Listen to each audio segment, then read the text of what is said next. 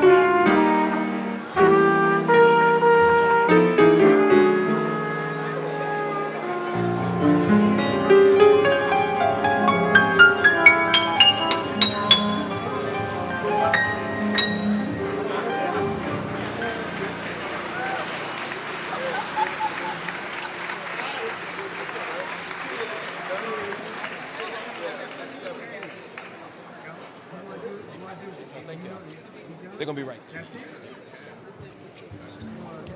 I hope so. I hope so. We can hope so.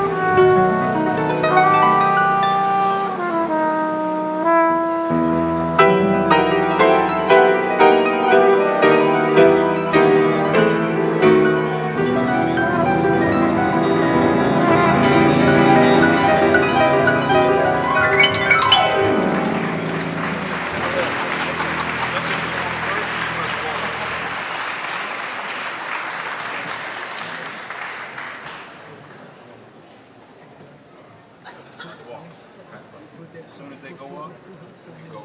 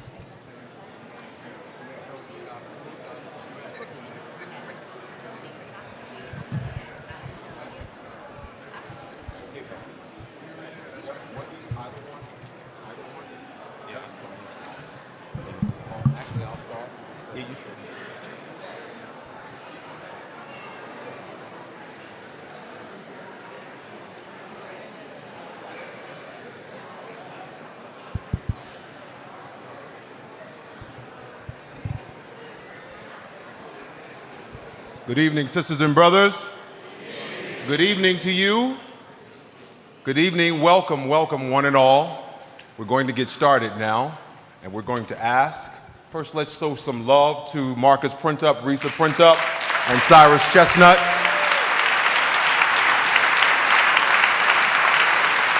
Nationally acclaimed musicians. We're going to call on now the Reverend Michael Walren, the senior pastor of the First Corinthian Baptist Church here in the village of Harlem, with our opening prayer.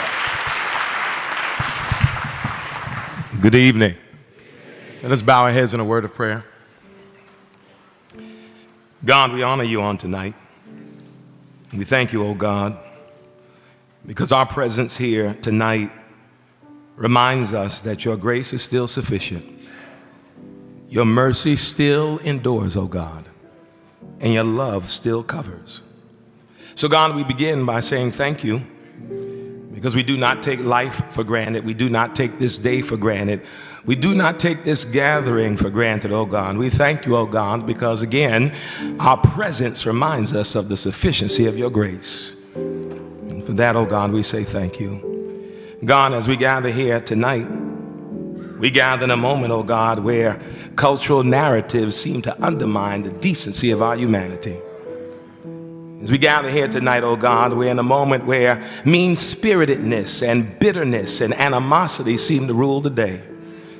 But even as we gather in the midst of all that, oh God, we still trust that those who use language and words that undermine the inherent dignity of all human beings do not have the final word.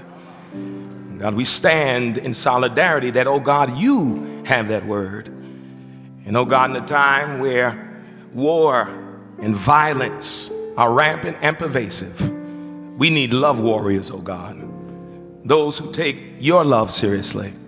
Those who understand that to honor that love means to honor another human being. So God, be with us on tonight.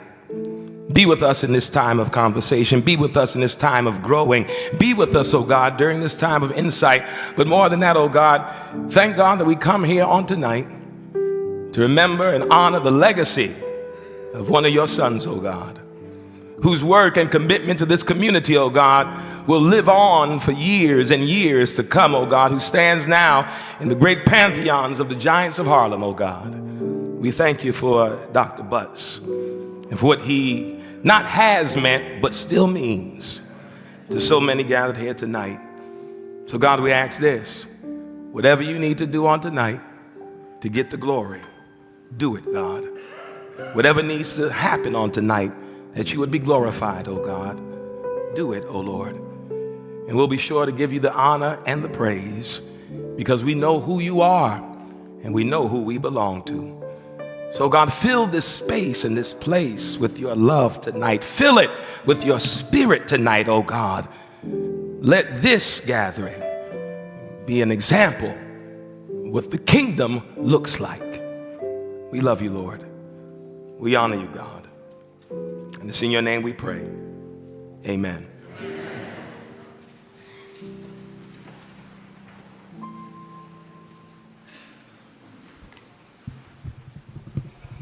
Good evening.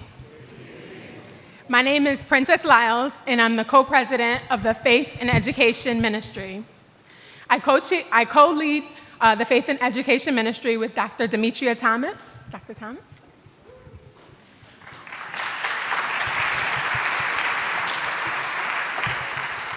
On behalf of the Abyssinian Baptist Church and our ministry, I'm thrilled to welcome each and every one of you here this evening. Reverend Dr. Calvin Otis Butts III served Abyssinian Church faithfully for 50 years. Additionally, he served as college president at SUNY Old Westbury, and he has so many more accolades. Tonight, I believe he is smiling down on us from heaven because we are trying to keep his legacy alive in such a compelling way. We have partnered with Fordham University for this lecture series, where Dr. Butts was a distinguished professor in education until his passing. We will now have a few additional words of welcome from Dr. Philip Smith, who is a professor in the Division of Education, Leadership, Administration, Policy, in the Graduate School of Education at Fordham University. Dr. Smith. Okay, thank you, Princess. And once again, good evening to everyone and welcome. As Princess said, my name is Dr. Philip A. Smith, and the long title is I'm an assistant professor within the Division of Educational Leadership, Administration and Policy in the Graduate School of Education at Fordham. And I am very privileged that I joined Fordham. This is my second year at Fordham. I'm working in the same division where Dr. Butts was a distinguished professor. And during my early semester at Fordham, had the privilege of teaching courses and working with students for whom Dr. Butts was previously their student. So it was a great honor and privilege to continue to progress his work in that way. In terms of our situation today and our coming together, it's part of a vision and a discussion between Reverend Hoggard and myself, initially in terms of how we can not only honor Dr. Butts, but how we continue to champion the work of Black education leadership, social justice, and work towards connecting education, leadership, and race. I'm very proud to do that.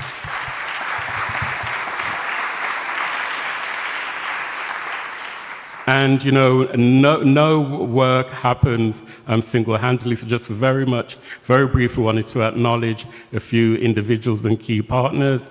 There's Dean Jose Luis Alvarado from the Graduate School of Education. Thank him for all his support. I also want to acknowledge the Center for Community Engaged Learning at Fordham for their continual support of this work. And I just wanted to take the liberty to give a brief acknowledgement from one person who had hoped to be here today and was able to join us, and that is Professor Edmund W. Gordon, who many of you may know, and he sends his heartfelt remarks, but also his regret that he was unable to join us today. For those who are not familiar with Professor Edmund Gordon, I would say use that great reference source, Google.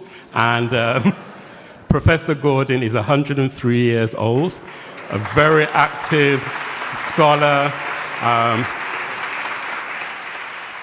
and very much had all intentions of joining with us today, but we cautioned him, perhaps not this was the best environment to be with so many people, but we keep him in our thoughts. Without further ado, I would now like to welcome Tanya Tetlow, the 138th President of Fordham, 33rd, sorry. Sometimes Fordham feels very old. And President Tetlow is the first woman president of Fordham University. So please join me in welcoming President Tetlow.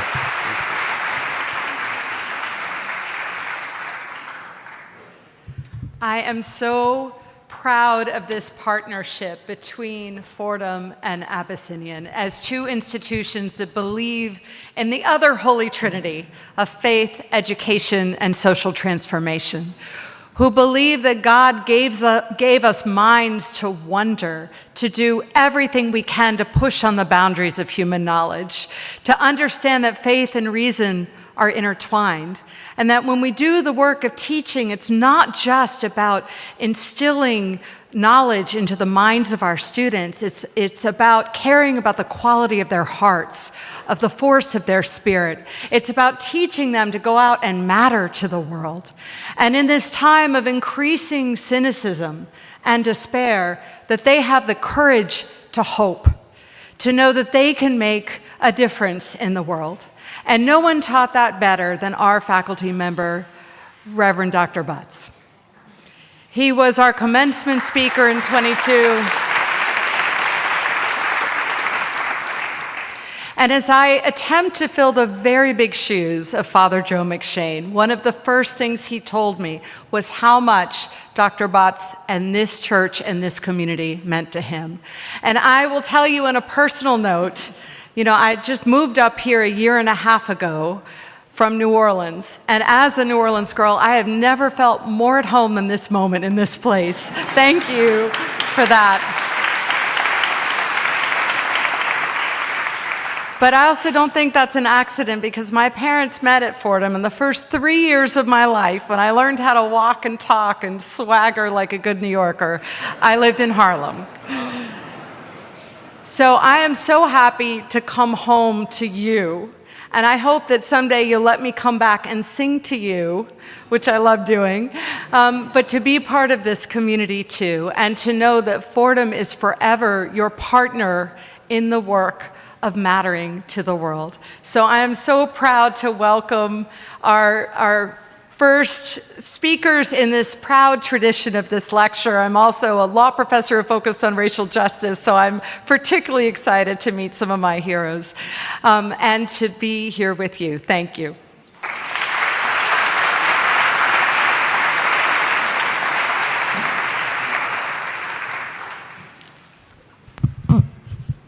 Sisters and brothers all, in the struggle for human dignity, I greet you with peace.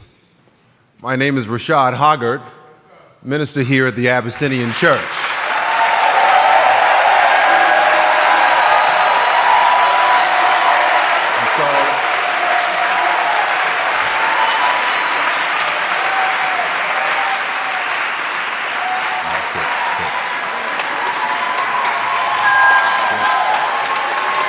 No, sisters and brothers, sit.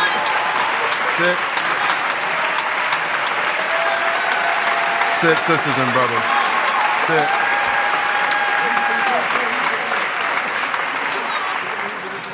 We're just so grateful you're here. I tell you, I'm not a dancing brother, as my family knows, but you know, I just feel like, I tell you, I'm so delighted. We have worked, our team has worked incredibly hard. Come on, Dr. Schrader, right here. Has worked incredibly hard to put this gathering together. Dr. Butts transitioned October the 28th, 2022. Ms. Butts, stand up for a minute so everyone can see you, please. I want you all to show her some love.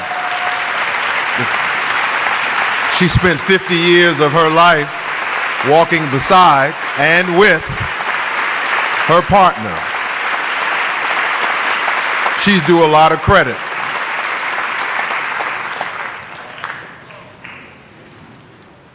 Dr. Butts transitioned Friday, early in the morning, and not long after, I approached the chairs, the leadership, and I'm going to ask them to stand for a minute. Deacon Gerald Barbour, Deacon Karen Davenport, and Trustee Alexis Thomas. This is the leadership of the Abyssinian Church. They've been holding this church together for the last year plus. Thank you. We approached them about the possibility of honoring Dr. Butts in a very meaningful way, to establish a lecture series in his name that would be employed in a dual-fold fashion, to pay honor and rightfully acknowledge all that he had done, leading this congregation for 33 years, working here for 17 years under a man by the name of Dr. Samuel DeWitt Proctor, who was the president of Virginia Union University and my beloved alma mother, North Carolina A&T State University. Dr. Butts worked for him for 17 years. And while he worked here, he learned how to bring the church to the streets.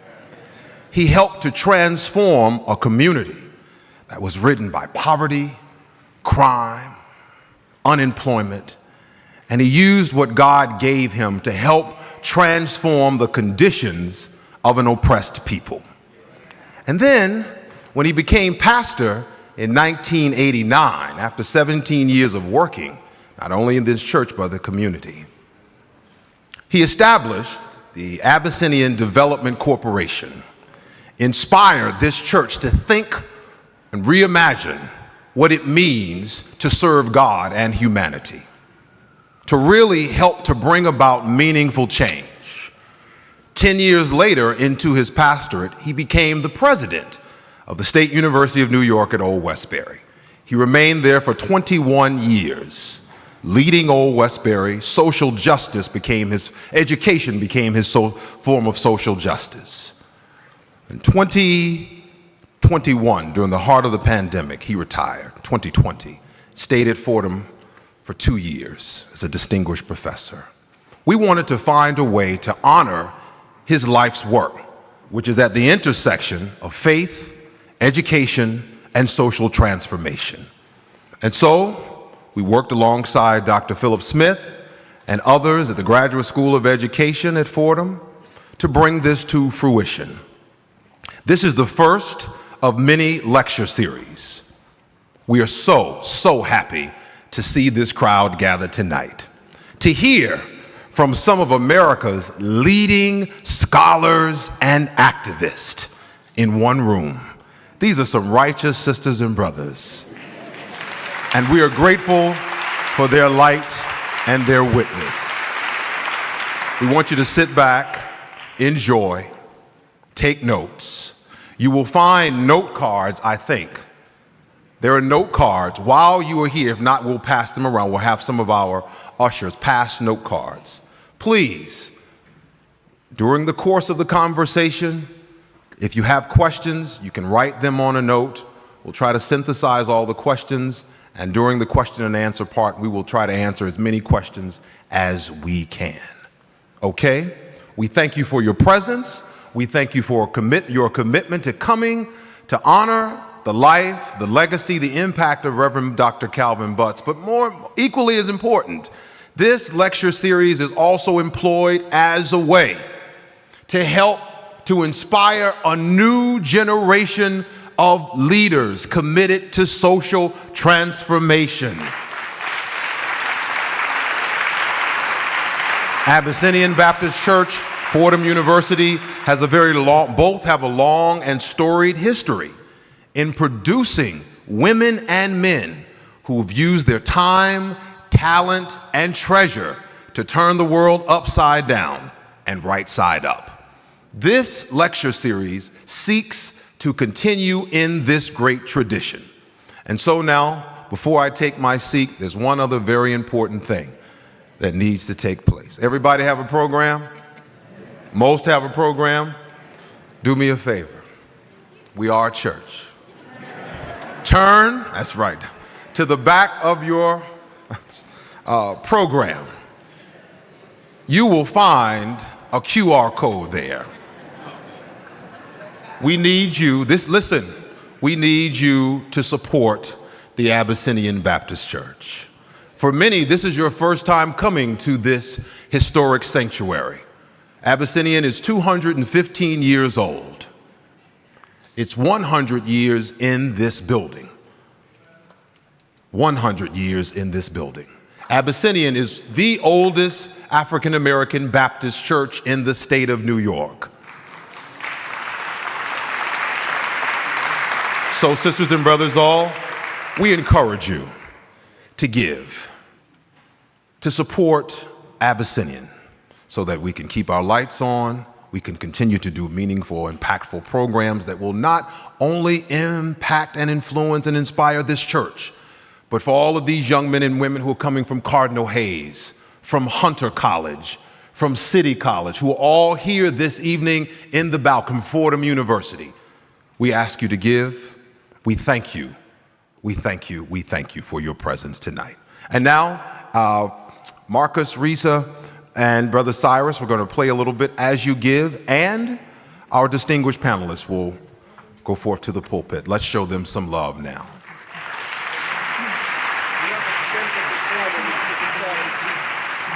Okay, please.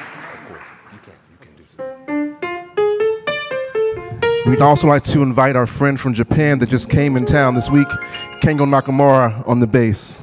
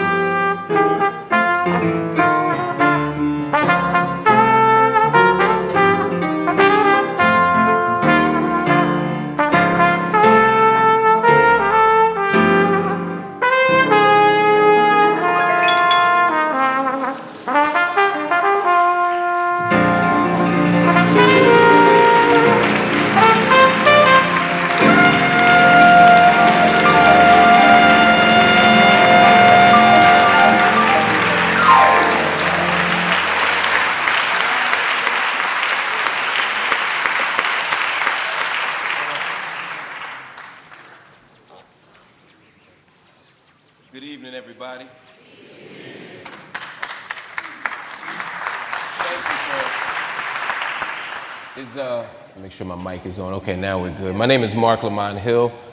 I'm a professor at the City University of New York Graduate Center, and I am honored to be here with you all this evening to moderate this wonderful, wonderful, wonderful event.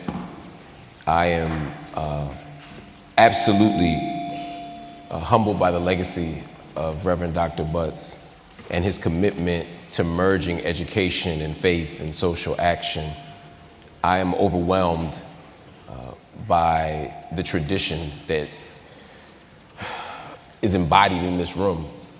The people who learned from him, the people who sat at his feet as he taught, the people who listened to him on the radio as he spread the gospel, not just on Sunday, but Monday through Friday, and the people who watched him expand the legacy of justice, not just in the church, but in the street.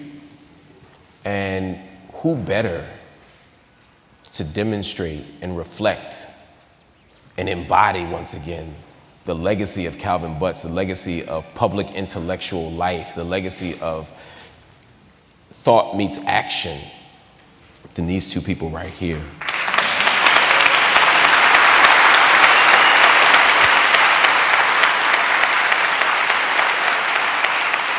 I won't read their bios because everyone knows who they are. They are strangers to no one in this room. But I will say how much joy I get to sit across from you two today.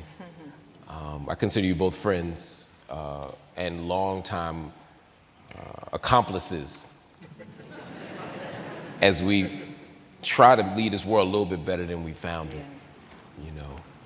And Dr. William Jelani Cobb, of course, when I met him, he was an assistant professor at Spelman College.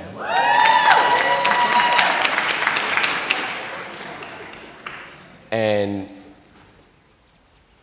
his negligible HU ancestry notwithstanding, We're dealing with black on black violence already. He still showed love to the AUC and held it down for a long time. And the first time I met him, well, we didn't even meet, it was virtual. This is email. I was on my AOL account and I was a graduate student. And I reached out to him and I said, I'm thinking about one day teaching at a HBCU. What's that like? You remember what you said to me? You said, I'm scared. You said, that's too much to write in an email. Let's find time to talk. And when I went back to teach at Morehouse, I understood exactly what you meant. Yeah. In all the ways. But you've always been available and accessible, not just to me, but to our community. I remember being on the streets of Ferguson and seeing you there. Yeah. And we were able to steal away and find some good peach pie. Right. But then the next morning, we right back at it. You right back at it. You'd be on the ground on the streets and you'd be MSNBC, and you'd be writing for, outlets. You'd be doing all the things. And it was never done to be the first in line or to be the most visible. It was to tell the truth and to tell a story. And I appreciate that about you. And Nicole, my sister, I first knew you through your writing before I got to meet you. And I was always sort of compelled and captivated by how you think about the world and the questions you were asking as an education writer, as someone who's thinking about questions of education, which is why, again, you're perfect to be here. And you and I had some communication during the pandemic, I remember, about, bookstores and all kinds of stuff. And then you became like a super duper duper star. Yeah. And what you did with 1619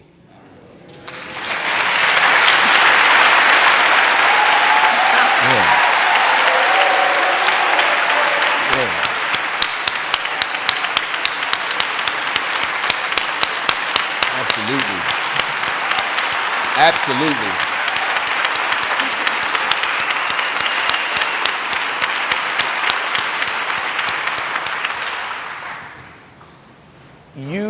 You didn't just intervene in a conversation, which we scholars want to do, right? We just want to get a little piece in. You set the table for a conversation. You created public conversation about things that we weren't engaged in at the moment. And you forced us to wrestle, you forced America to wrestle with the thing it wants to wrestle with the least, which is its tortured history of race and racism and white supremacy and the legacy of slavery. And when they came at you, and they came at you, and they still coming at you, to quote a great philosopher, you stood on business.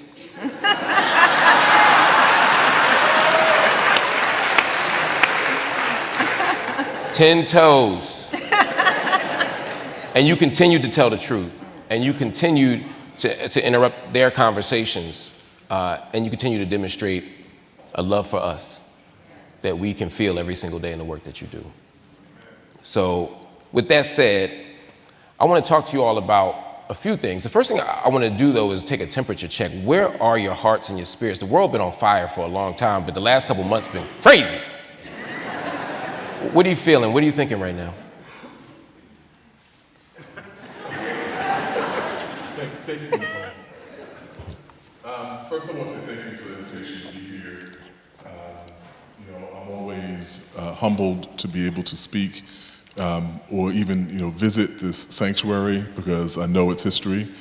I know all the work that has gone into building and maintaining this institution. Because it's not easy to maintain any institution. It's even more difficult to maintain a black institution, and it's more difficult than that to maintain a black righteous institution. That's it. And before I say anything, I have to say just really briefly about the first time I met Reverend Dr. Butts. Which is that, some of us in here, are old enough to remember the 90s. A friend of mine was talking about a student of his who referred to something as happening in the late 1900s. Ooh. Is that harassment? That's right. What it is. I mean, did they pass? Like that grade is going down, I can tell that.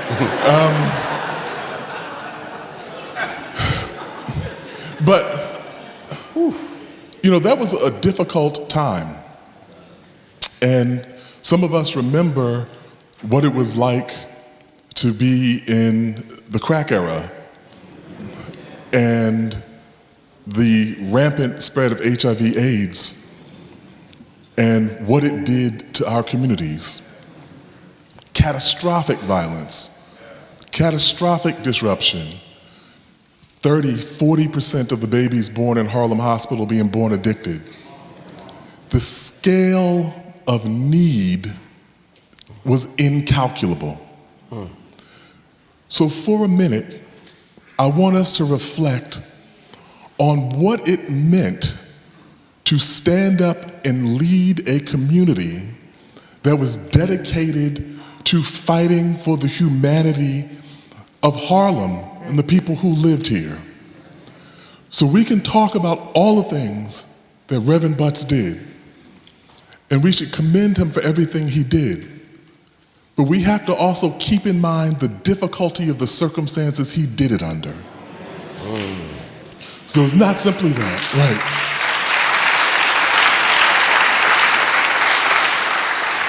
It's not simply that he led with the wind at his back. He walked into the headwinds, and those are the people that we remember, that we need them for an example because those headwinds have not died down. As a quick point, when Amadou Diallo was killed in February 1999, we were trying to figure out what to do and how to organize, and where we should go. And Reverend Butts opened the basement of this institution for us to have these meetings. The writer Jill Nelson was also part of organizing this. We all got together and plotted and planned that march that shut down the Brooklyn Bridge. And Reverend Butts knew what we were up to and came down and spoke to us about the importance of us responding to that moment. That was the first time I met him, and it was fitting that I met him in the course of action on the behalf of our community. And so to say that I'm humbled to be able to participate in this forum does not express the depth of that sentiment. To ask where I am, I think we're in the midst of, this, like you were saying, there's shrapnel flying around, literally and metaphorically. And, it's a difficult time to be a principled person, which because Mark has spoken about us and our accomplishments. Mark has put himself out there time and time again, Yes. On principle.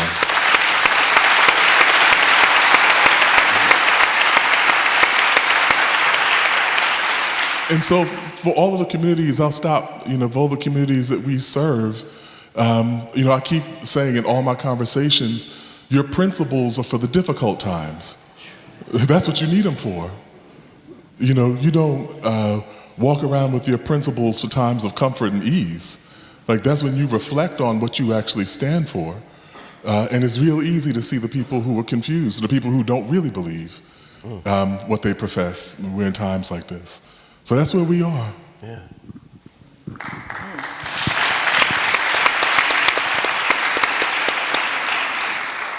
So I have to start by saying I'm always a little nervous when I'm sitting on a pulpit.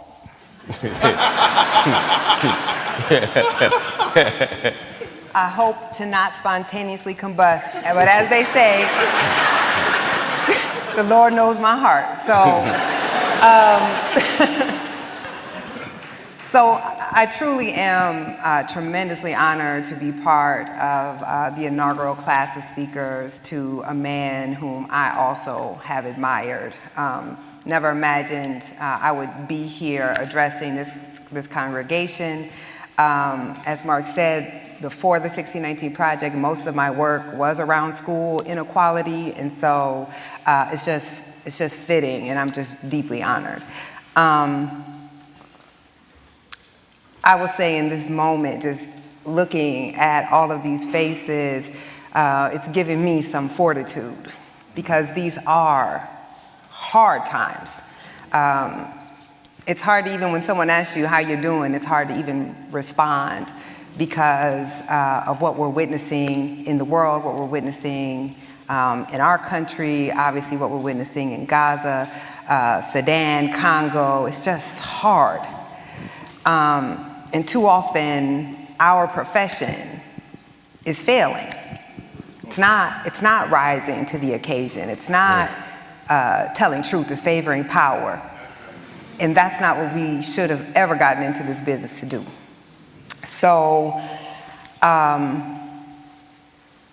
for me, what's on my mind is understanding that we need spaces like this. This church has been a space, a sanctuary. It's been a place where Black folks and like-minded folks can come and get their armor on, right? To get that encouragement to go out into the world and fight.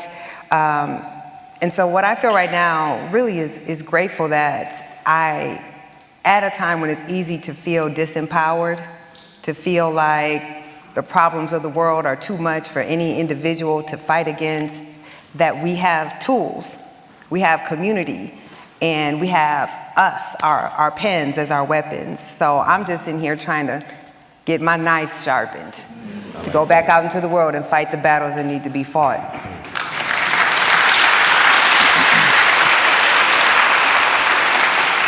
I'd love to hear you two talk to me about what some of those key battles are. There are moments in history where the objective is relatively clear, right? We want to end slavery. We want to end Jim Crow. We want to fight for voting rights. Other issues are on the table at the same time, of course.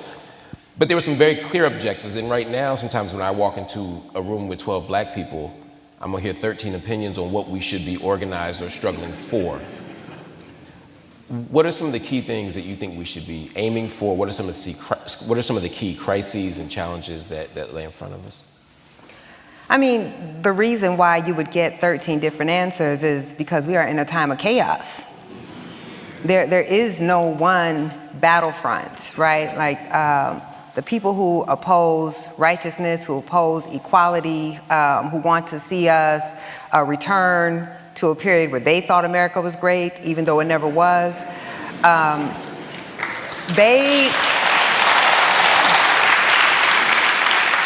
they are thriving on this chaos, right? That we feel like there's so many battlefronts that we're too exhausted, or we're trying to fight all of them at once, and none of us can fight all of them at once. So when I think about where we are right now as someone who, like both of you, studies history, I fear that we are entering another great nadir.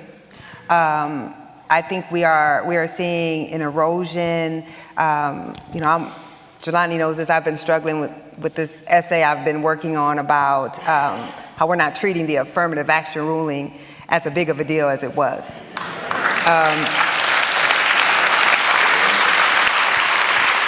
That, trust me, the least of our concern about that ruling is how many black kids can get into an elite white school. They are going to use this ruling, they are using this ruling to attack any type of racial justice program, specifically programs that are directly trying to assist black people, descendants of slavery, and we're focusing on this one little thing. So I think we're seeing a fight for the very soul of our country. Are we going to be a democracy or not? Are we going to believe in representative government or not? Are we going to believe that women should have bodily autonomy or not? Are we going to believe that black people should be full citizens in our country or not? And I don't think there's enough of us who have the urgency to understand the moment that we're in. The opposition is very organized. They are well-financed, they are very organized, they are ruthless, right? And we are not. And sometimes you have to be ruthless when your adversaries are ruthless, right? So,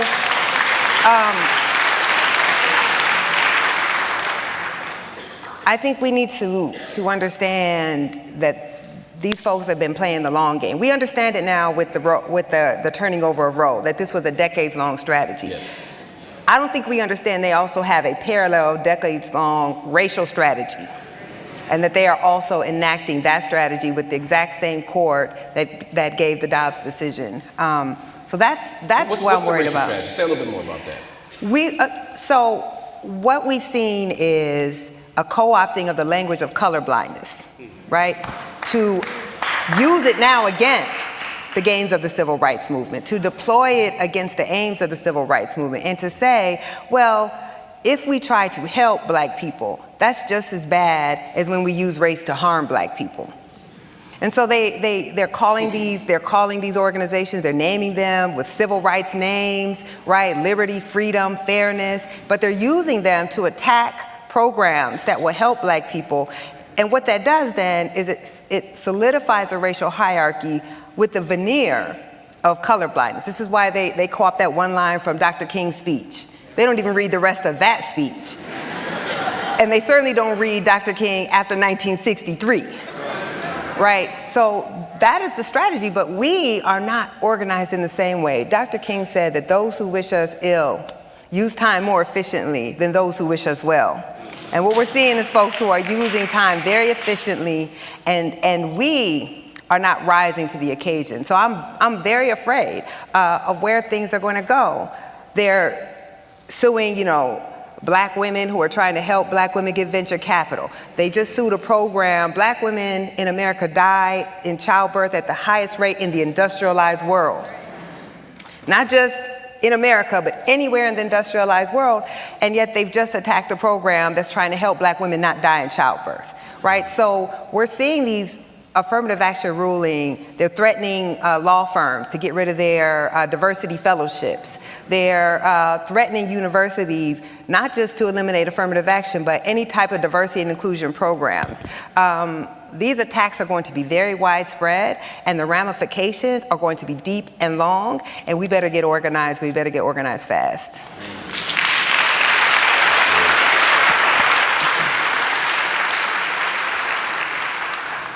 So one of the interesting things about this, and we've talked about this, is that what Nicole just described as critical race theory. Exactly. The real one. When people lost their mind, right, people lost their minds, began saying critical race theory is going to make your child hate themselves. They didn't care about Brown versus Board of Education when we were talking about segregation making black children hate ourselves. Right. But the concern was that teaching white children what was done to black children would be damaging to white children. This is what people said. But what critical race theory actually held was that in a racially hierarchical society, people will use the language of colorblindness to reinforce that hierarchy. That's right. Period. That's right.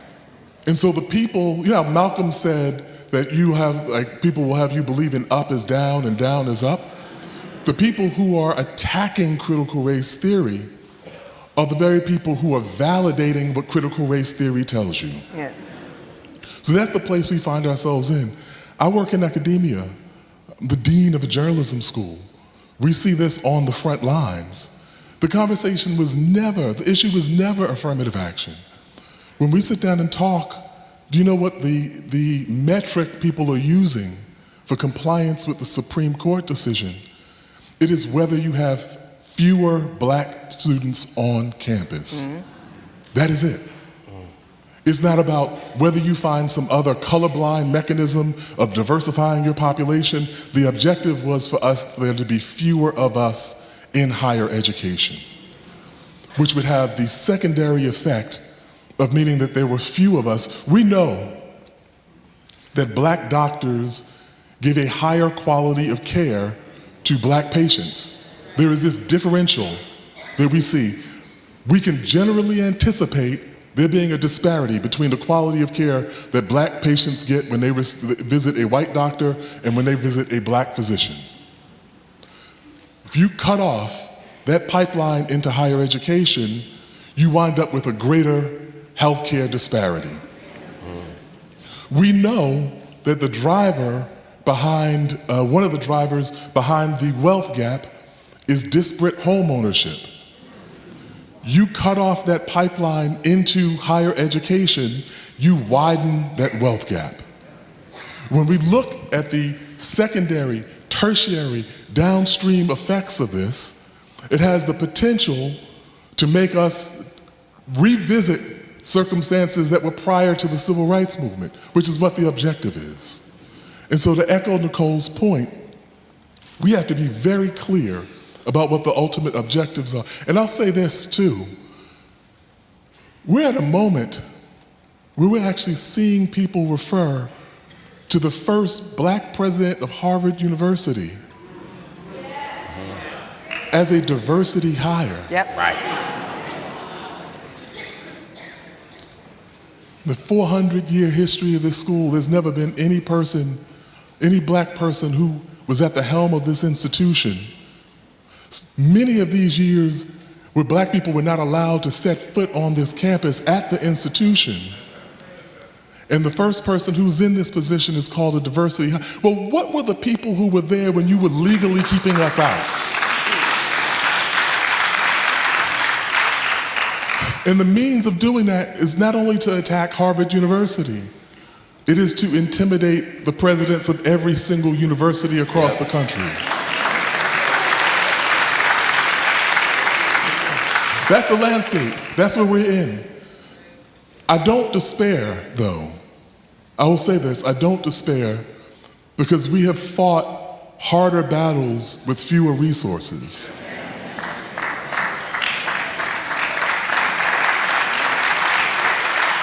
It's possible for us to win. First thing we have to know is that we're in a fight. Mm-hmm. The last thing I'll say is that, we were talking and someone said, we were talking about a struggle and someone said, we're always bringing a knife to a gunfight. And I was like, yeah, bringing a knife to a gunfight is bad, but at least you're better off than the person who brought a bottle of wine because they thought it was a dinner party. You ain't never lied.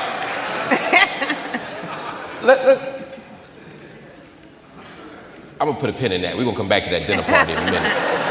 That's good.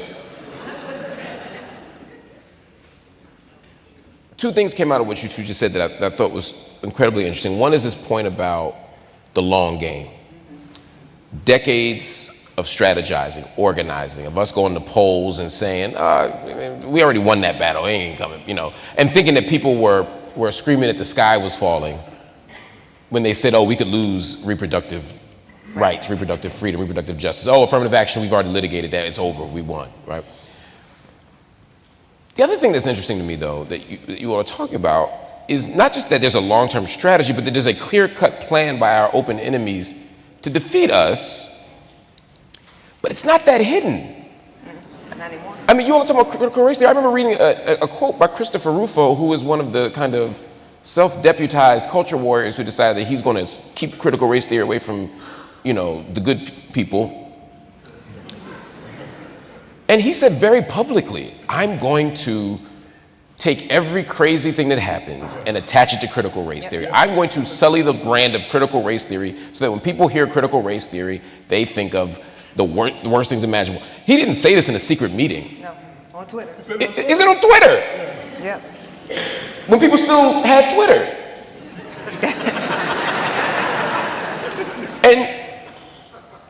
and so I guess the question for me is, why, in the face of all this stuff happening, do we not feel the same urgency? Why do we not feel the same urgency? And why are we not yet in a posture of fighting? Why are we not collectively in a place where we're saying, they took this, they took this, they took this, let's go to war? There's still a lot of us who are still very comfortable right now. Why? Listen, I think we suffer from, I think, having talked about, our pinnacle moments more than we've talked about our nadir moments. We've talked about what happened in 1963. We've talked about, what happened in 1955, what happened in 1954. And I think there's a sense of inevitability that we have imbibed, that the struggles that we are the beneficiaries of were always predestined to turn out the way that they did. We talk about the Montgomery bus boycott. We don't talk about the Baton Rouge bus boycott that didn't win. We don't talk about we talk about Emmett Till. We don't talk about all of those cases where the people were not brought to justice. It's like, there's two books. One is At the Hands of Persons Unknown, Philip Dray's History of Lynching. So then a corresponding book came out, At the Hands of Those Who Are Now Known, meaning that you could find the names of people who committed these offenses and they still were never brought to justice. And so one of the things I point out to my students all the time is that if you were born the year of Plessy versus Ferguson, and you died the year before Brown versus Board of Education, it appeared that white supremacy was pitching a shutout for your entire life. And so those moments of change and transition are very hard fought, and they are fragile, and they are not permanent. That's the lesson of history. If we're really willing to confront it. That's the reason why we say, even now we have these stories that we don't want to talk about, we don't want to engage. When that movie, Emmett Till, the movie about Emmett Till came out, there were all sorts of black folk on social media talking about, why are they always making these movies about the worst that happened to us? Why are they always gonna make us feel bad and so on and so forth? It's like, because we're trying to save your life. That's why. I think you're right. I think part of it, one, I think we should just recognize that most people never participated in any movements. So we look back now and everybody said they marched with King. Most people did not ever march with King. They didn't march with anybody, right? Most folks are not activists and engaged in movements. So I think there are movements happening. I think that there are people who are trying to organize and fight. What we don't have, though, is a mass movement. And I think we need to, again, get that urgency and architect that mass movement. But I think some things have changed. I mean, we're sitting in an activist church. But as you know, we don't necessarily have as many churches engaged in activism as we would have had 60 years ago. We have, churches engaging in finance.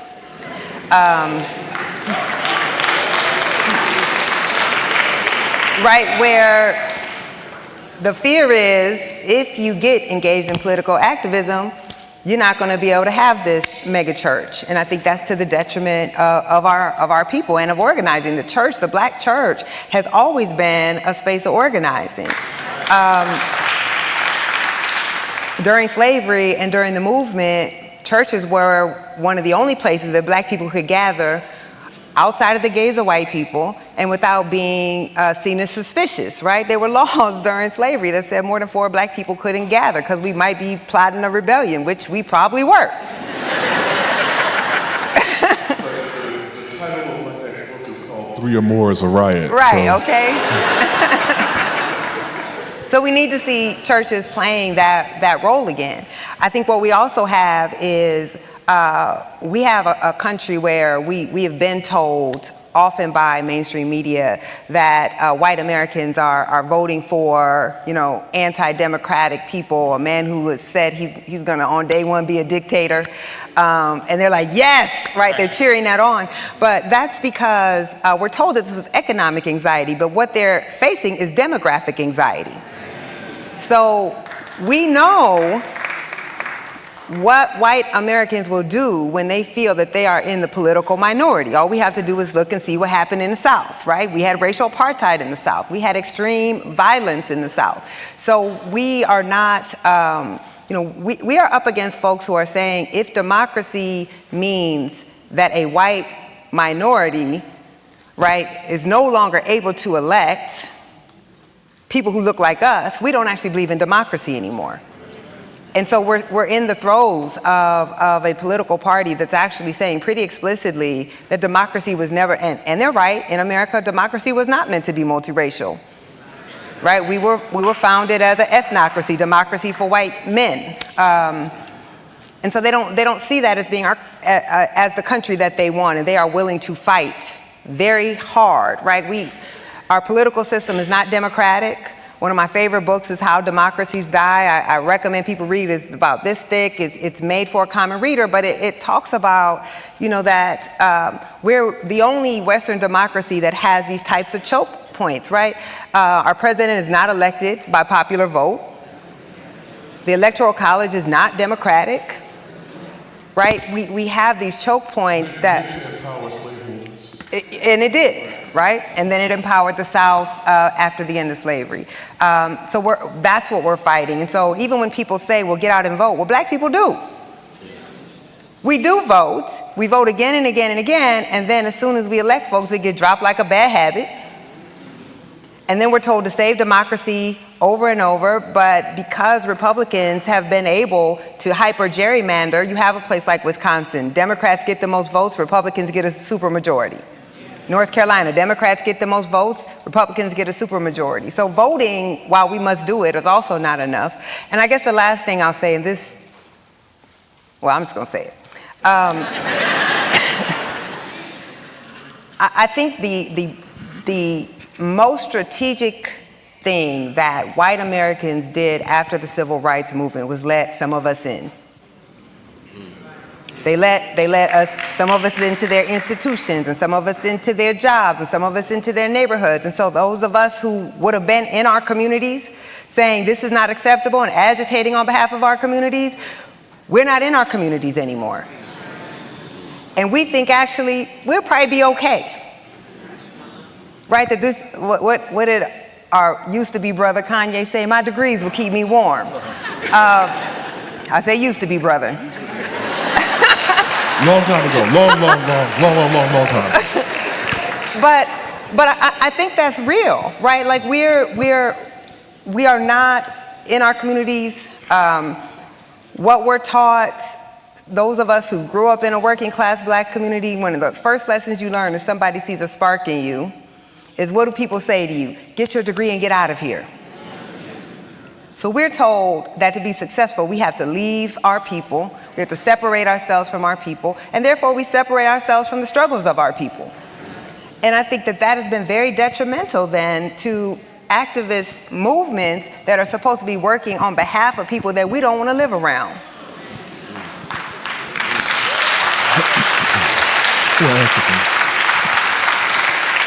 I want to make this real local. I want to make this personal, right?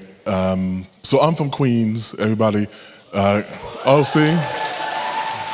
Back when I grew up, that didn't used to happen. You know,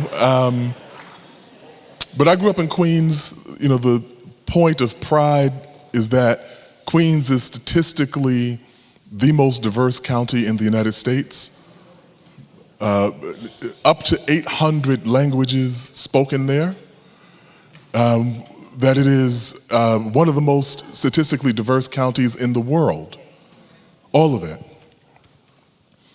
I take that as framing me to be able to interact. I'm a proud graduate of Jamaica High School. Yeah, see? But that prepared me to interact with a diverse world, people of all sorts of backgrounds. What we don't talk about is the fact that in 1960, Queens was the second whitest part of New York City. How did it get from being the second whitest part of New York City to being the statistically most diverse county in the country? The Immigration Reform Act of 1965. And so when that happened, I have a friend who's an Indian journalist, Indian American journalist, and I always joke with her. She said her parents came from India, flew 5,000 miles, how many thousand miles it was, got to America, landed at JFK, and were like, we're good, we're staying right here. And that's how those counties sprung up. All of the diversity that came through JFK Airport, people land, they find a community, find someone else from their home, and they built. And that community diversified rapidly. I'm not the only person from Queens. You know, I grew up on South Side, grew up in Hollis and in South Side. The most notable national resident of Queens, though, is the former president. It is not a coincidence that the most xenophobic politician in modern American history is a product of the most diverse county in the United States. And what happened in 1960, between 1960 and 1970, when that community began to diversify, was that some people embraced it. And some people ran for the hills. They began speaking the language of demagoguery. They began asking, who are these people and what God do they pray to? What food do they eat? They must surely be our enemies. They are not like us. It is not a coincidence that in 2016, as the rest of the nation began to react to diversity in the way that white Queens residents did in 1965. Y'all remember Archie Bunker? Norman Lear was trying to make a point. So the rest of the country was responding to things that people in Queens felt in 1966. Is there any wonder that Donald Trump was more efficient at weaponizing that language than anybody else on those stages during those Republican debates? And so what we are seeing is a national version. Queens was a microcosm of it. We are seeing a national version of that kind of demographic anxiety, that kind of demographic alarm. And so we have to understand that this dynamic is the same thing that Nicole said, the same reason that we saw what we saw in South Carolina, the same reasons we saw what we saw in Mississippi. The states, ever notice that the states that had the largest black populations were the most extreme in their adherence to white supremacy? That is the same dynamic that we are dealing with right now. We have to be rooted in the history to understand what's happening around us right at this moment. So help me understand something.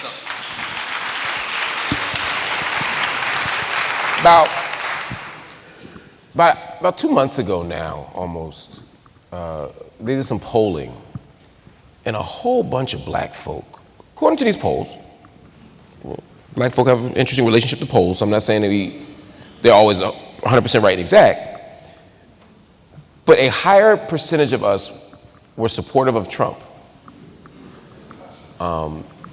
If that number were to hold out, to put it more clearly, more black people would be voting Republican and voting for Trump than we've seen in 5 decades, 6 decades. And I'm gonna take it a step further. I'm gonna push my brothers in the audience. Black men are overrepresented among the Trump supporters. I'm gonna add one more little piece to it. In 2016, black men voted for Trump. Black women had sense. Always. But black men, we voted for Trump. And then we voted again in 2020. Help me, I'm trying to understand it. Just to make sure, put that in context though. Yeah. It's important to think about this in relative numbers. Fair. The reason I say it's important to think about this in relative numbers is that it's also true that of men of all races, black men voted for the first woman nominee for the President of the United States at double the rate of other dynamics. Right. Now they were lower than black women were, and we all know that dude. You know, we heard him in the barbershop.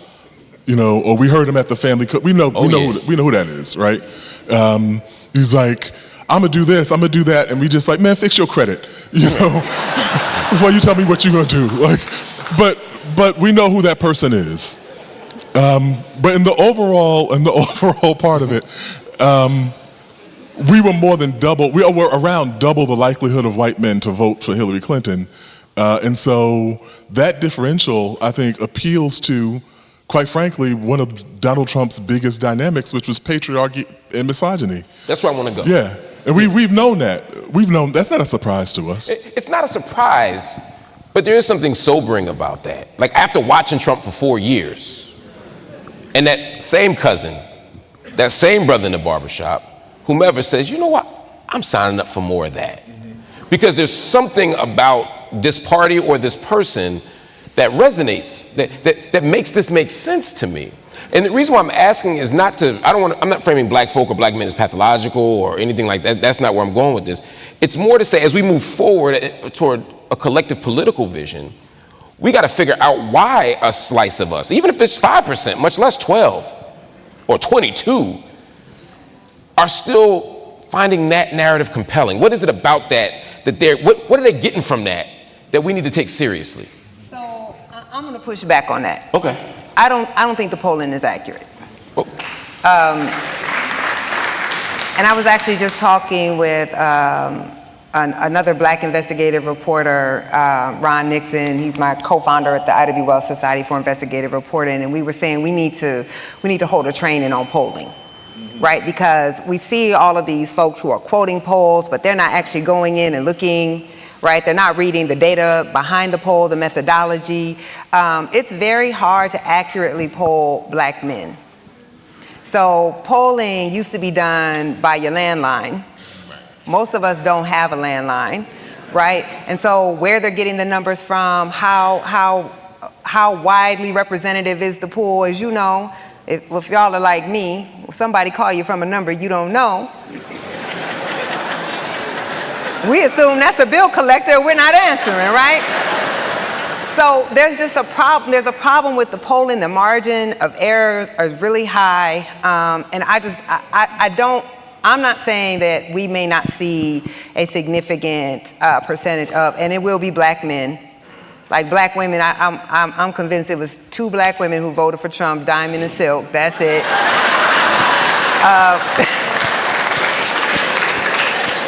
Black women, and that was in the margin of error, right? The number of black women who voted for Trump was in the margin of error, and they probably didn't really vote for him either.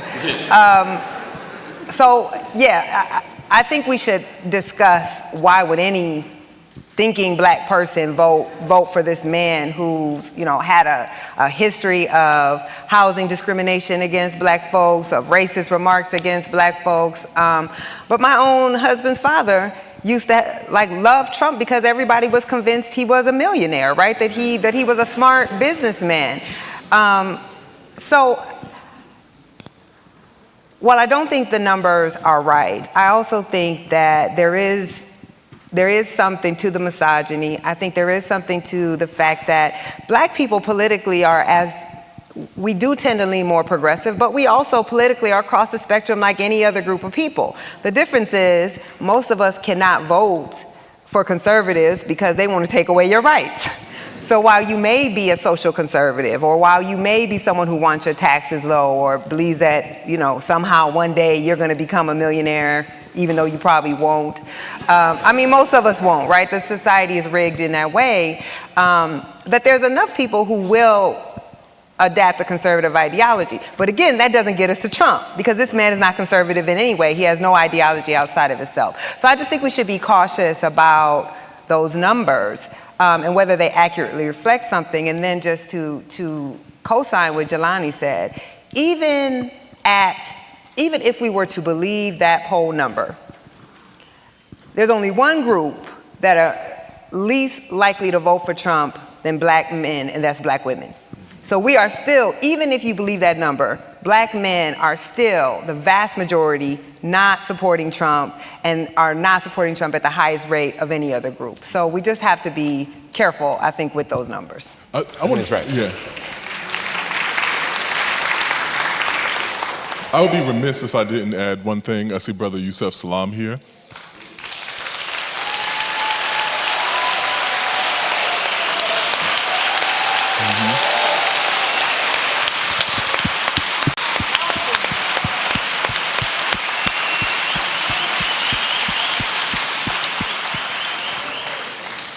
So when people ask, when black men you ask about, voting for Trump, I'm just going to refer all inquiries to Brother Salam.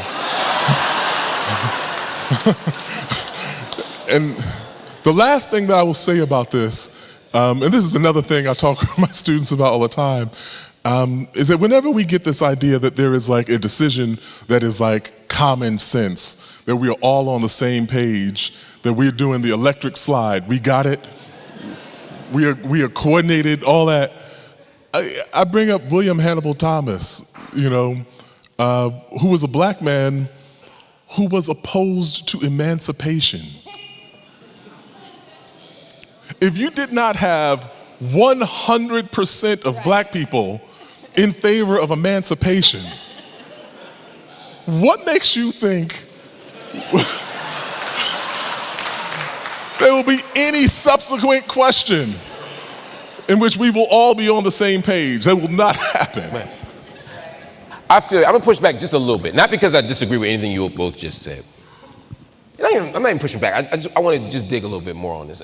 My worry is, I'll tell you what my worry is. My worry is that 10%, that 12%, that 8% are often the people who, when I see Bill Cosby catch fire,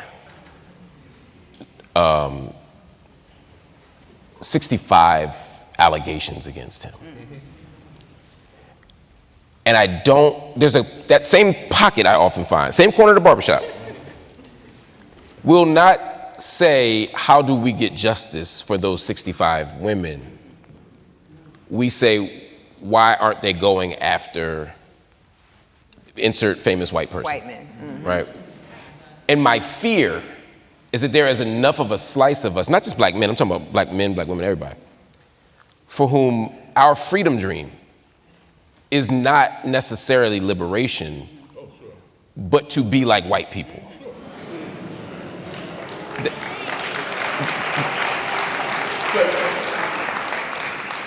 Whitney Young had that saying, we said that, the only problem that some black people had with slavery was the fact that we were the slaves. Right, right. Yeah, right. But I think that that's also true. Like we understand that our struggle is one of a moral principle, and that is not simple. Like you have the random, do you pick the black person who ratted out Denmark Vesey, or do you pick John Brown?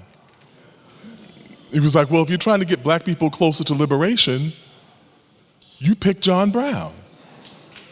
And so the struggle is like complicated. There are like a whole bunch of people who we could talk about, with academic pedigrees who are not invested in the community in any way, shape, or form. We know them. We've spoken about them. And then on the other hand, we got Howard Zinn, you know, or we got Yuri Kochiyama, you know, or people who are from, yeah, that's right, people who are from different communities who understand that we have this common allegiance to justice.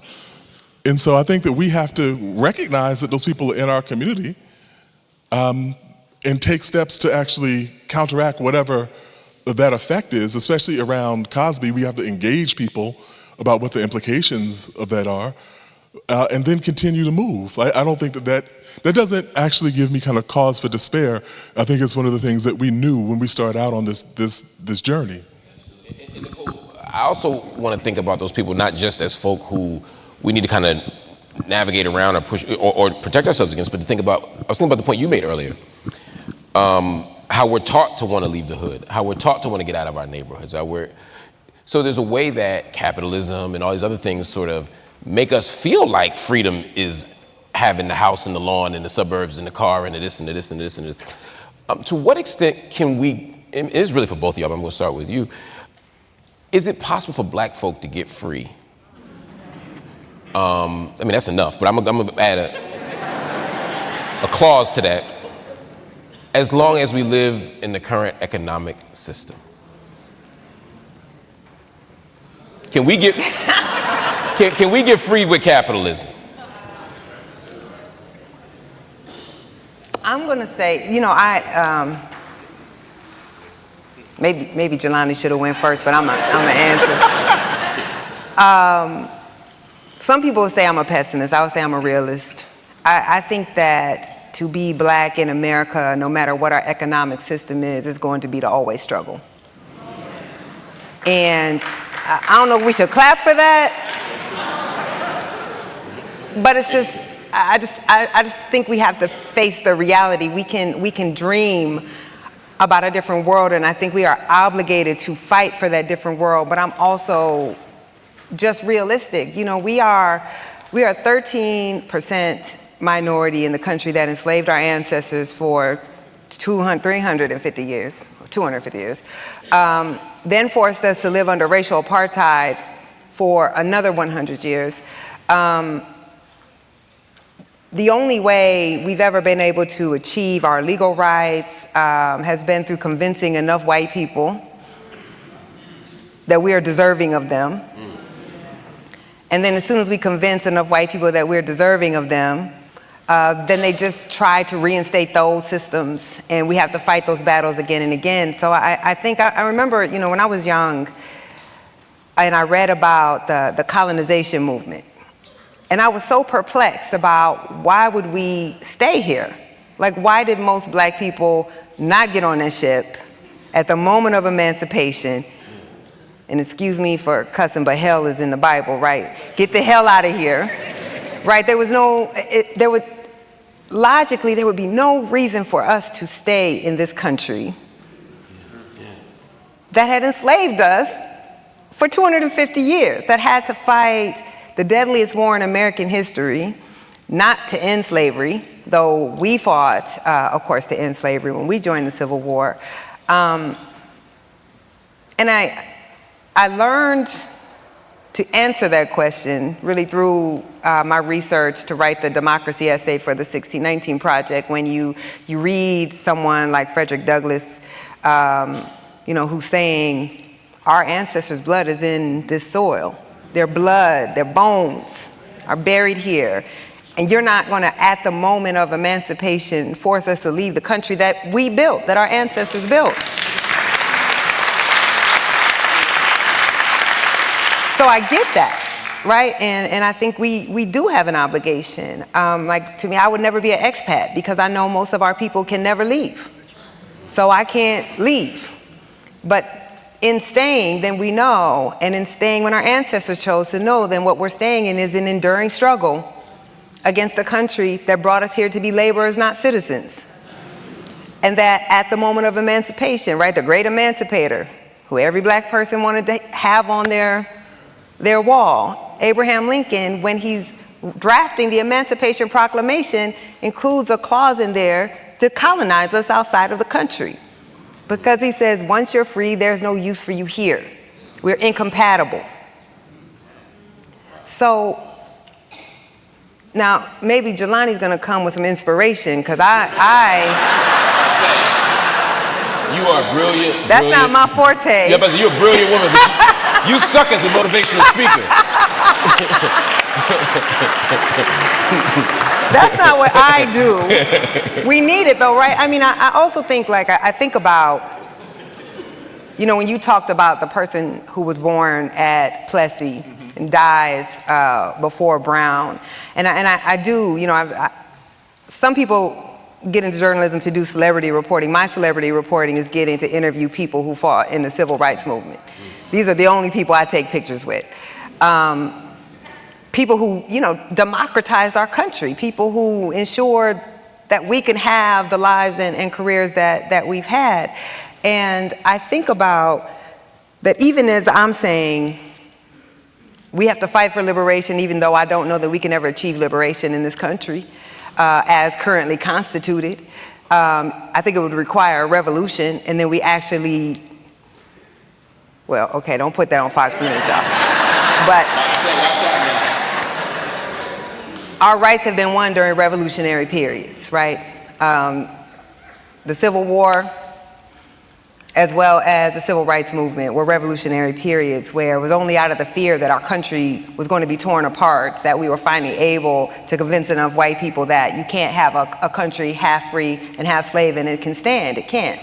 It can't stand divided against itself, and I think we're in a period like that now. But I have to understand that there were also people who believed, and you know, I think a lot about someone like a Fannie Lou Hamer or a John Lewis or a Diane Nash, who had no reason to believe that they could topple apartheid. There was nothing about this country that would make them believe they can do that, and yet they did. So we also have to, I want to be realistic about, I always think it's going to be a struggle, that we also can remake this country and we can bring about a new world, and at the very least we have the obligation to try to do so. Yeah.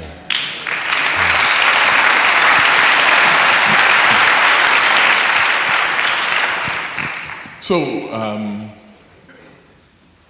I think it's Jizza from Wu-Tang. He said, I had to call your name when the slaves was checked.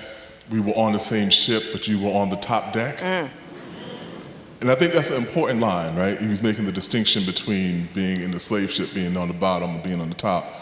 And, you know, going back to your point about, you know, can we achieve, you know, liberation, can we achieve freedom under this system?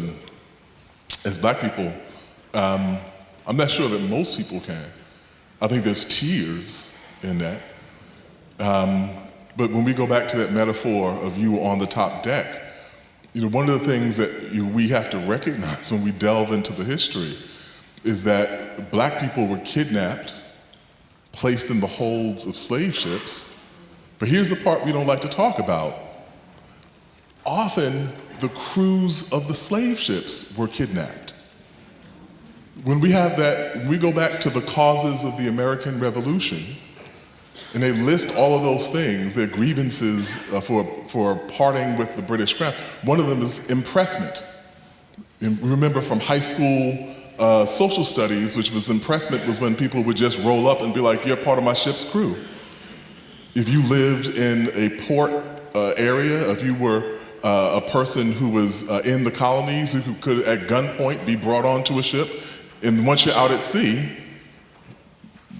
you're a part of the crew, or you can get off. And so there is a tiered dynamic between the exploitation of the crews and the exploitation of the people who were enslaved. What Nicole is talking about is that dynamic of convincing enough white people that black people deserve freedom. You know, Dr. King talked about the idea of convincing those crew members that you can't get off this boat either. We have more in common with each other than we have with the dude that owns this ship. And that's the struggle, as ugly as it is, because more often than not, people will choose to identify with the ship owner because it's aspirational. 80% of the crew is like, it sucks right now, but one day I'm gonna own my own slave ship. I will be kidnapping my own crew. I'll have my own slaves in the bottom of the boat. And there's that one brother who was in the barbershop, who's on the bottom of the ship talking about, me too. Right. I'm down here in shackles, but when I get out, I'm gonna franchise, get my own slave ship. And so that's the real moral question there. And Nicole is right. You know, I am gonna end with something that I hope is inspirational, because it's like what keeps me going. It is my own profound ignorance of my current moment. That there were two sets of people, we talked about Emmett Till, there were two sets of people who were shocked by the reaction to Emmett Till's death. The first were the white men who killed him, because they had permission to kill black people with impunity since the outset of this country. Now the president's being briefed on it, it's an international outrage, what's happening? Right. That's not what normally happens in these circumstances. The second were black people, because we had seen white people kill us with impunity from the beginning of this country. And so we were uniquely poorly suited to recognize the moment at which our context had changed. And that's what we do. We're in this house of faith, because what we're talking about is fundamentally an undertaking of faith. I've placed my faith in the insight of those ancestors who knew something that I don't know, but I'm following in their path. And that's what I hope is sustaining. That's beautiful. So,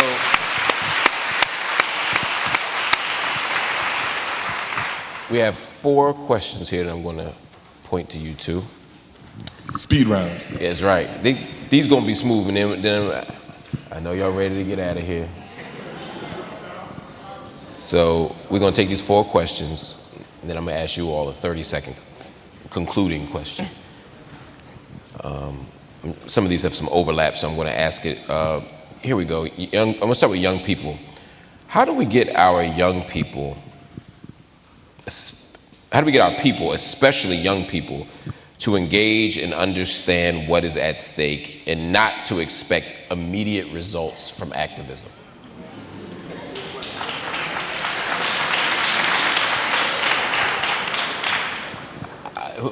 Y'all want to take that? I'm fascinated that the audible from half this room also may speak to a generational tension here.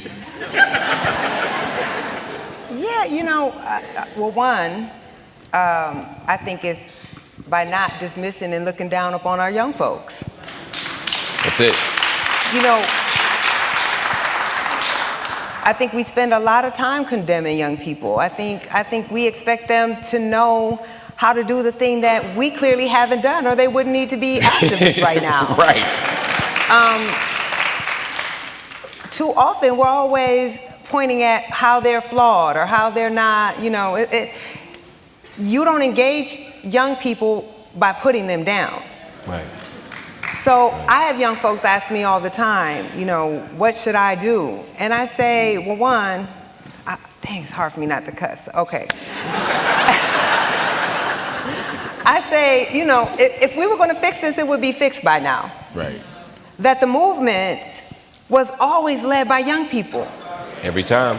High school students, college students, right? You think about Diane Nash, you think about the Greensboro Four, you think about John Lewis, who left and deferred their own college educations to fight in the movement. So we as older, more seasoned people, we should serve as advisors, but you cannot denigrate people and then expect them to go out there and do the work, right? We have to be lifting them up. I talk a lot about when I was in high school, and I was bused into white schools. I grew up in Waterloo. I know most of y'all probably been there.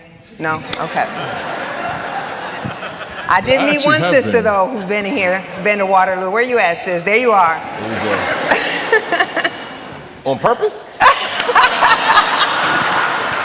I said the same thing. I was like, I was born there. I didn't have a choice. But I was bused into these white schools, and there were lots of racial tensions at our high school because all the black kids were in a school that didn't belong to us. We were bused out of our neighborhoods into white schools, and the teachers and the students didn't really want us there. And so they hired this black man named Mr. Ray Dowell. So if you watched the documentary, you read the book, you know I talk about Mr. Dowell all the time. They brought Mr. Dowell in to be the role that they want black men to play in a school like that, which is to discipline us and keep us in check. Yep. Little did they know that they had mistakenly imported the radicalizing agent in our school.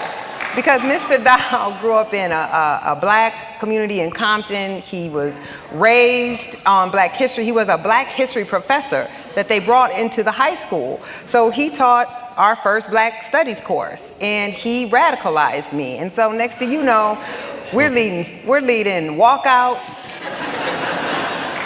We started a club talking about American apartheid. They banned the club. And he was the one who would tell us, we had an underground newspaper. He would print it in the teacher's lounge. That's what I'm talking about. And then they'd be like, where is this newspaper coming from? I don't know. And when we wanted to lead the walkout, instead of saying, they're gonna expel you for this, you shouldn't do that, there's other ways, he would tell us, this is the line you could walk up to. You can do this, but not that. This, they'll kick you out of school and you'll lose your education, but this you can do. And you trusted his... And we trusted him, right? Because he was on our side. So he wasn't trying to squash us. He wasn't trying to say, you're not going about it the right way. He was like, let me lend you my wisdom and help you to be the activist that you want to be. That's what we have to be. That's perfect. I'm gonna go to another question. You go with that. This one seems perfect for you, Dean Cobb. This is about black education leadership. And the person said there are only two, looks like two. Is it two? Yeah. Black male college presidents? Yeah. There are only two black male college presidents in New York City. How do we address this? Besides hire more? Yeah. Right. So I think that, there's a lot that goes into that. Right. The first is that, we have, now, it's like not enough, in every kind of arena we always talk about there are not enough of us, but we have more black people in academic leadership than we've ever had before, and a bigger pool, a bigger pipeline. That's what people are trying to change. But I think that going back to the thing about students, I always say to them, like, this is your institution. These are questions that people need to advocate around. Now it's getting more difficult because of the terrain of the Supreme Court. But what I will say about this, and this is kind of important, instructional, I'm just going to be very real with you. All of these institutions, including mine, all of these local institutions are turning to New York City to recruit. Because this is the biggest, most diverse city in the country. And for the people who have a sense of conscience, who are interested in making sure that there's representation, this is the place that people are looking. It will be institutions like this that have to build relationships with these places, with the CUNY system, with Columbia, with NYU, with Cornell, with all of these places with Fordham, with all of these institutions that are around. It is going to be more and more important, and has never been a bigger entryway for people who are living in the 5 boroughs. That is leverage. We need to ask who is in leadership, who's representative, who's there, like, what's going on with this? What's going on with that? We're in a moment where those tides, this is not the national question. Nationally, what happened with the rollback of affirmative action is probably going to be catastrophic. But in terms of New York City, it presents a rare point of opportunity that we need to maximize. And that thing about academic leadership is just one of them.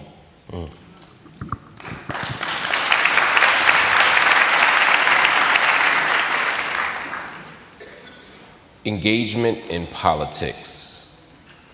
What can we do right now to be more engaged in politics. What do you recommend for us in the midst of crisis to engage in activism while, I believe it says struggling. Is that right, struggling? Yes. While struggling, yep, while struggling. I'm sorry, can you repeat that question? Sure. What can we do right now to be more engaged in politics? And what do you recommend for us in the midst of crisis to engage in activism as we struggle? You would go with that, Nicole? Yeah, I'm just gonna, I get this question a lot, and I'm just gonna go with, I borrowed this from Timothy Snyder, he's a historian, writes a lot on authoritarianism.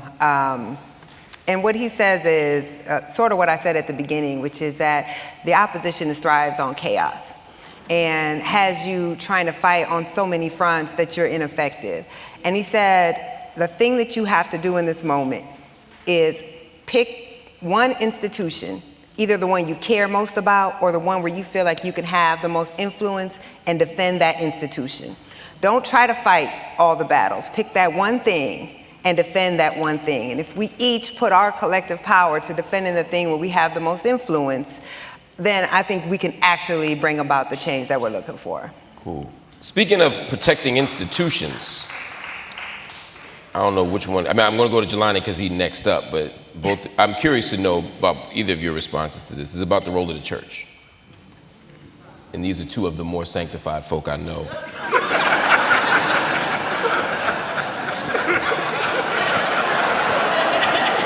That doesn't speak well for your friends. Right. Oh, it don't.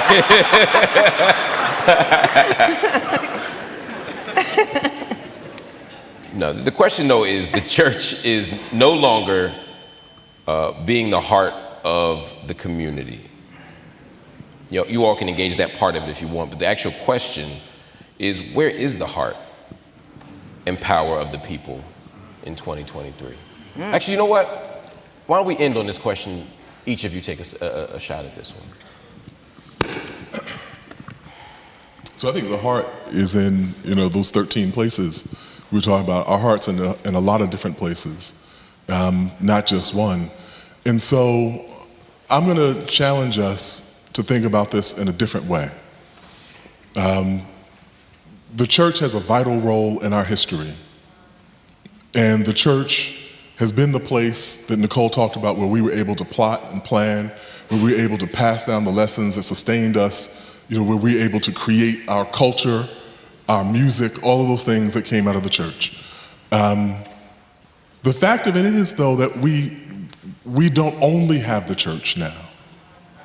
And so we have access to other things. It's supposed to look different. And so your relationship with your parents looks different when you're grown than it does when you're an adolescent and when you are a child. And I'm not going to say that we're grown, we could go beyond the church or whatever, but I think we're at a different place in our history. And so that relationship is supposed to look different. At the same time, we risk losing something vital when we overlook what we're built upon, what the church has provided for us. That notwithstanding, the allure of things like the prosperity gospel, the allure of the kinds of charlatans who have kind of made names for themselves and doing all sorts of things. I'll just say one quick thing, I know we gotta wrap up. I was talking to a friend of mine who's clergy, and I said, man, you have to have a hard profession, man. And he was like, why do you say that? I said, because you care deeply. You were in the work of pastoral care for a community. And you are in a profession that has all sorts of charlatans that are doing all sorts of things in the name of what you do. And people on the outside can't tell the difference between you and them. And my friend laughed and said, you're a journalist, man. You're in the same boat. That's good. That's fact. That's good. That's facts. And so I think that's what it comes down to. Like, we need these people. We need people who are like Brother Rashad, who put this together.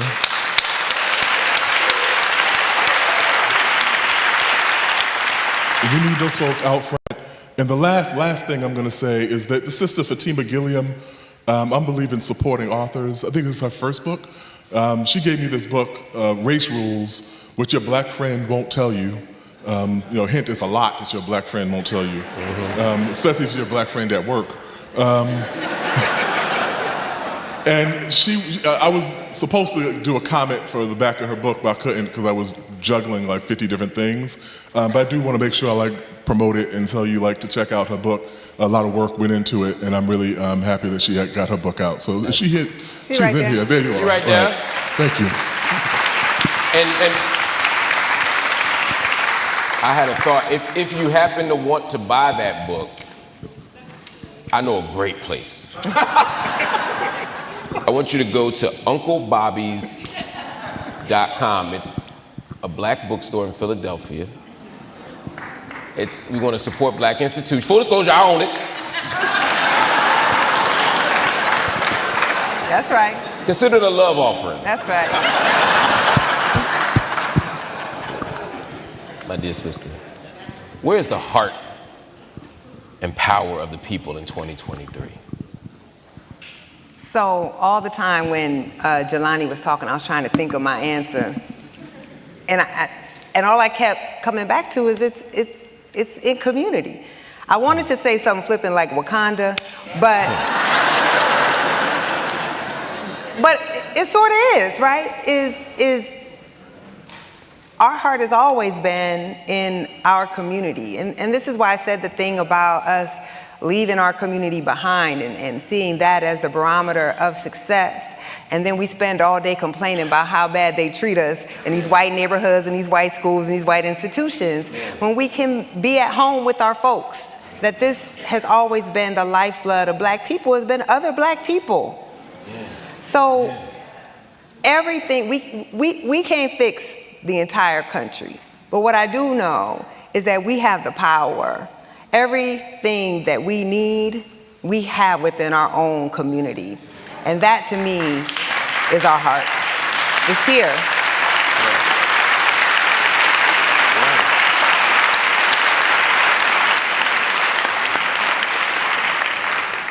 And that's this room. That's this room.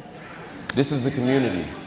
This is our heart. This is our power. As Gwendolyn Brooks said, we are each other's harvest. We are each other's business. We are each other's magnitude and bond. That's what this room is, and that's what this tradition is. Yes. We're here gathered because of the great Reverend Dr. Calvin Butts, who modeled revolutionary love and revolutionary sacrifice. He modeled a 7-day gospel. He understood that prosperities can be found in justice and in love, not in individual wealth accumulation. He understood, as Malcolm X taught us, that education is our passport to the future. And he invested in it. He devoted his life to it. And at this moment, we must remember that while we are in this moment, as Howard Thurman talked about, in Dr. Butts' tradition, the Morehouse tradition.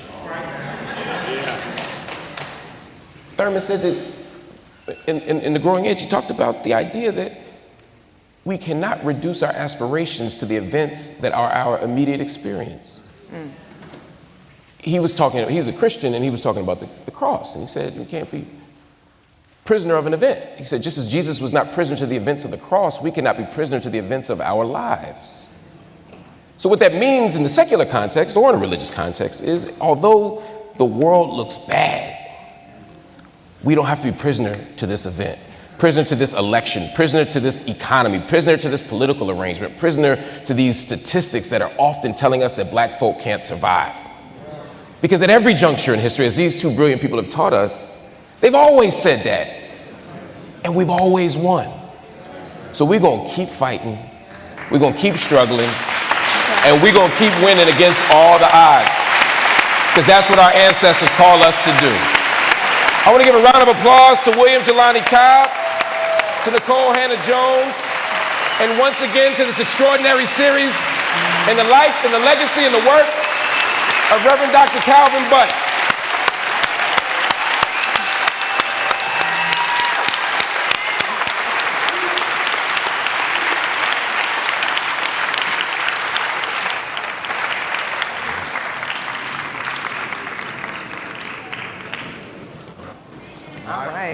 So, That was awesome.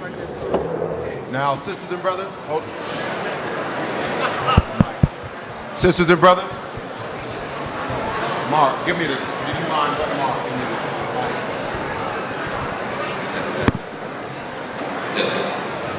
Sisters and brothers, we're not done yet. Almost. Hold on 1 second. We're almost done. We're asking you to be cool for about 5 minutes. Just please. About 5 minutes. We have some very important announcements. Just sit for a minute. We'll be done in about 5 minutes. But again, let's show Dr. Cobb, Dr. Hill, Sister Nicole Hannah-Jones a lot of love.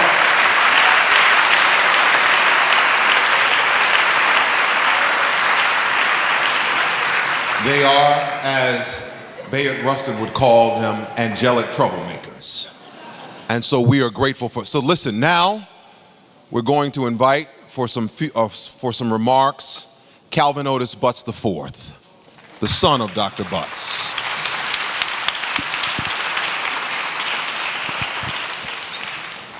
Good evening, everybody. It's Monday night, it's late, folk gotta go to work and school in the morning, so I'm gonna try to be quick. 2 words of thanks. First of all, of course, to Sister Jones, Dr. Cobb, and Dr. Hill. Thank you for allowing us to leave here with what I call a good headache. They give you enough to think about that you got a headache, but it's a good thing in this case. I also want to kind of thank Dr. Hoggart for having me stand up here and speak after them. I could have gotten this over with in the beginning and been out of the way. September 11th, 2022 was the last time my father stood in this pulpit. And along with a lot of other inside instructions that he gave on that day, he gave us the instruction to maintain this legacy. And as I look at this full room,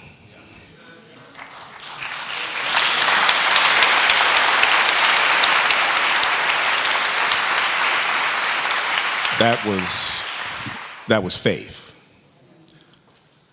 On a month later, October 11th, it was a Tuesday, he, from home, got on the phone and he accepted the Jolly Humanitarian Award from the Riverdale Country School. He couldn't get up and physically make it to the school, but that was the education. He had an opportunity to speak to the students there, to speak to an audience that may not have heard him speak before, that may not have heard what he had to give them. But he took that last opportunity, that was the last really public appearance of any kind that he made. That was education. Faith and education. Tigris and Euphrates of our liberation, twin rivers at the source of our redemption. The other quote of his that I want to touch on quickly is one that, and forgive me all the ordained clergy in the room if I get it wrong. One thing if I desired of the Lord, and that will I seek after, that I may dwell in the house of the Lord all the days of my life, that I may observe the beauty of the Lord. And I really want to focus on this last part, to inquire in his temple. We stand here in this temple. This evening we have inquired. And thanks to Dr. Cobb, Dr. Hill, and Sister Jones, we have been blessed. Thank you all for coming out this evening.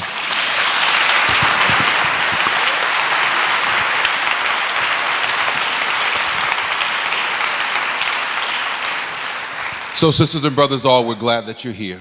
We thank you for coming. There is an information session downstairs that you can go to if you are interested in learning more about Fordham University. I think it's the Graduate School of Education. It's also the graduate school, undergraduate school, and 2 or 3 programs that are there downstairs if you wish to partake and learn more about the programs that Fordham University offers. We again want to thank all of you for coming. Very important. Check your email, sisters and brothers. We will have part 2 in April of 2024. part 2. We're working on inviting some speakers right now, but I think we're leaving tonight deeply inspired. My prayer, my hope, our plea is that Dr. Butts, from wherever his spirit rests, is pleased with what has taken place. Also, sisters and brothers, our speakers tonight, many ancestors, have to be proud. I'm thinking tonight of Ida B. Wells. I'm thinking of absolutely Fannie Lou Hamer, William Edward Burgault Du Bois. I'm thinking of Derek Bell. But on this week, in 2 days, we will celebrate the 120th anniversary of Ella Josephine Baker's birth. She was born 1903. She was funeralized here at Abyssinian Baptist Church, 1986. There would be no SNCC without Ella Jo Baker, Fundy. But she said something that was so compelling. One of her favorite statements was, if you give light, people will find their way. Dr. Cobb, Dr. Hill, Sister Jones has given us a lot of light tonight.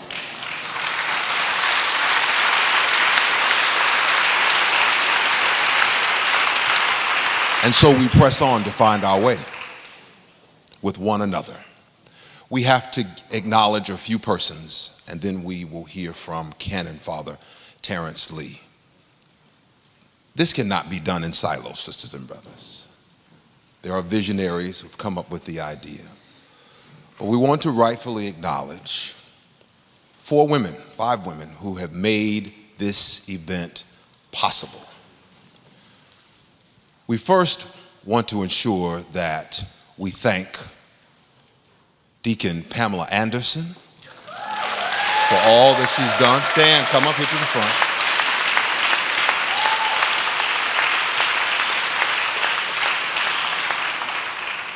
The backbone, really, who put this together, helped us 9, 10 o'clock at night, who worked 3 a.m., who worked alongside Dr. Butts for 21 years. Is Miss Naomi Graham. Come up, Miss Graham.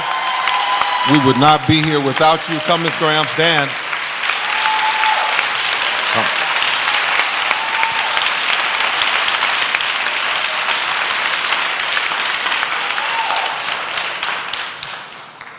Princess Lyles, Princess Wiggins Lyles, Dr. Demetria Thomas have held this together.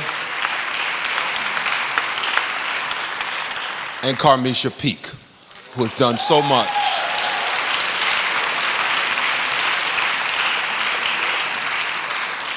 Remember, sisters and brothers, if you have not, and you can, please support Abyssinian Baptist Church.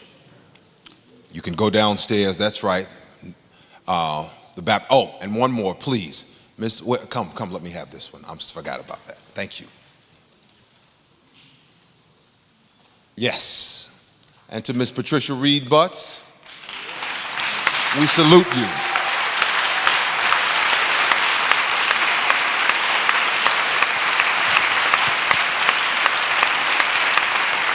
For the speaker. Okay, you can give this. Okay, all right. So, sisters and brothers, yes, we are a church. We need your support. There are boxes in the back, and we thank you. We thank you for that.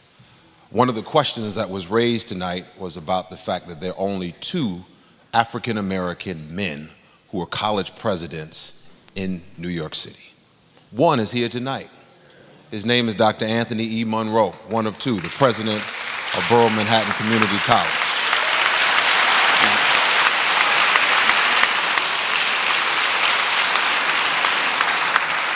We have 5 college presidents who are here tonight. President Tetlow, President Serene Jones of the Union Theological Seminary, President Patricia Ramsey of Medgar Evers College in Brooklyn,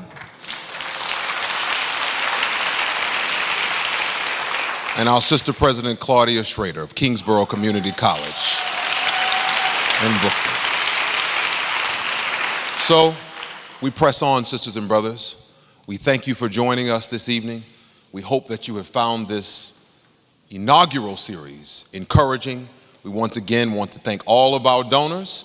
Don't worry, we'll be coming to you very soon, some of you, but we thank you for investing in this very important initiative as we seek to honor the life, the legacy, the light, the impact of Dr. Calvin Otis Butts III, and pave the way in this season of Advent. As we prepare the way, we are preparing a way for a new generation of leaders committed to transforming the world through social justice, education, and faith. So we thank you so much, and we will hear now from Father Lee as we prepare to close. And as you go out, you will be going out to the music once again of Cyrus Chestnut, Reza, and Marcus Printup. Let's show them some more love. Thank you, guys. Thank you. Good job. May we stand for the closing prayer.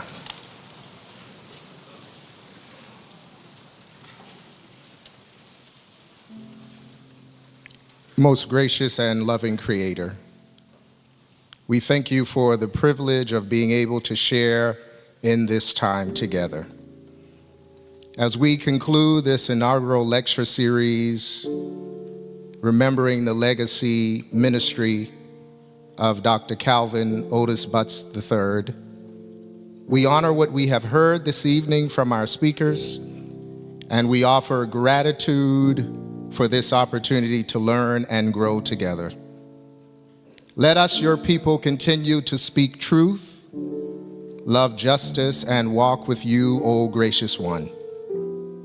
Now, as we leave this most blessed gathering, guide us to perceive what is right and just, and grant us both the courage to pursue it and the grace to accomplish it. Let us now go forth in the names through which we call you, O Sacred One.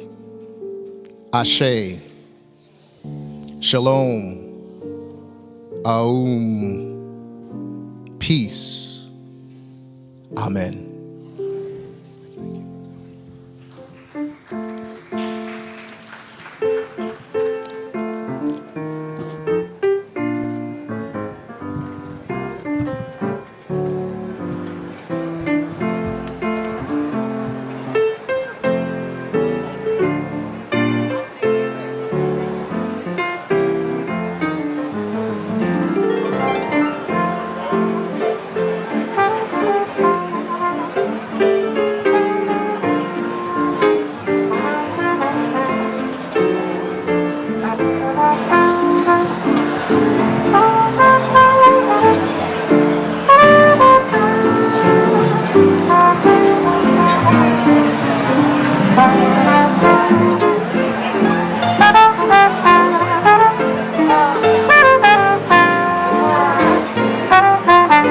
Thank you.